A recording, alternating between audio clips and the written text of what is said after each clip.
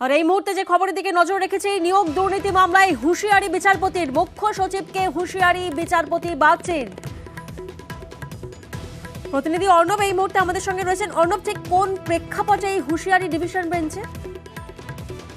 সরকারি কর্মচারী যদি কোনো দুর্নীতির মামলায় অভিযুক্ত হন, তার বিরুদ্ধে চার্জশিট দিতে গেলে এই সংশ্লিষ্ট রাজ্য সরকারের একটা কনসেন্ট লাগে, অনুমোদন লাগে। এবং এক্ষেত্রে রাজ্যের কাছে আবেদন করার পরেও নিয়োগ দুর্নীতি মামলায়, মূলত এসএসসি মামলায়, প্রাথমিকের মামলায় সিবিআই চার্জশিট জমা করতে পারছে না সরকারি আধিকারিকদের বিরুদ্ধে। এবং সেখানে মন্ত্রী পার্থ চট্টোপাধ্যায় যেমন রয়েছে, একই রকম ভাবে রয়েছে কল্যাণময় গঙ্গোপাধ্যায় সহ একাধিক সরকারি আধিকারিক যারা ইতিমধ্যে গ্রেপ্তার হয়েছেন। এই অবস্থায় যখন জামিনের আবেদনের শুনানি হয়, তখন বিচারপতি জয়মাল্য বাগচি এই প্রথমেই জানতে চায় কেন এই মামলার ট্রায়াল দেরি হচ্ছে। সেখানে জানায় একাধিক সরকারি আধিকারিক যুক্ত অভিযুক্ত, তাদের বিরুদ্ধে চার্জশিট দেওয়ার জন্য রাজ্যের কাছে তারা আবেদন করলেও কোনো সাড়া তারা রাজ্যের কাছ থেকে পাচ্ছেন না। তিনবার সময় অতিক্রান্ত হলো, রাজ্য অবস্থান জানাচ্ছেন না, স্পষ্ট করছেন না।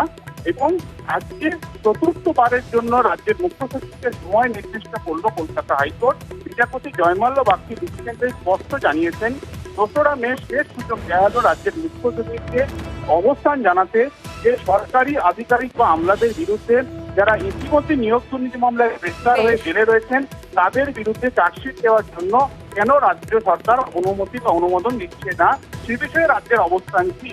এবং সেই অবস্থান 2রা মের মধ্যে যদি রাজ্যের মুখ্য সচিব চতুর্থবারও জানাতে না পারে, সেক্ষেত্রে আদালত অবমাননার রুল জারি করা হবে রাজ্যের মুখ্য সচিবের বিরুদ্ধে। এবং প্রয়োজনে আরো আইনগত পদক্ষেপের হুঁশিয়ারিও দিয়েছেন বিচারপতি বাগচি ডিসিশন বেঞ্চ। একই সঙ্গে বিচারপতি বাগচি এটাও জানিয়েছেন, তাহলে কি আদালত ধরে নিতে পারে যে এই অভিযুক্তরা এতটাই প্রভাবশালী যে তাদের বিরুদ্ধে চার্জশিট দেবে সিবিআই, তাতে অনুমোদন দেওয়ার ক্ষেত্রেও মুখ্য সচিব দ্বিধাদ্বন্দ্বে ভুগছেন, সিদ্ধান্ত নিতে পারছেন না। সব মিলিয়ে 2রা মে শেষ সুযোগ রাজ্যের মুখ্য সচিবকে যেতে আদালত। বেশ।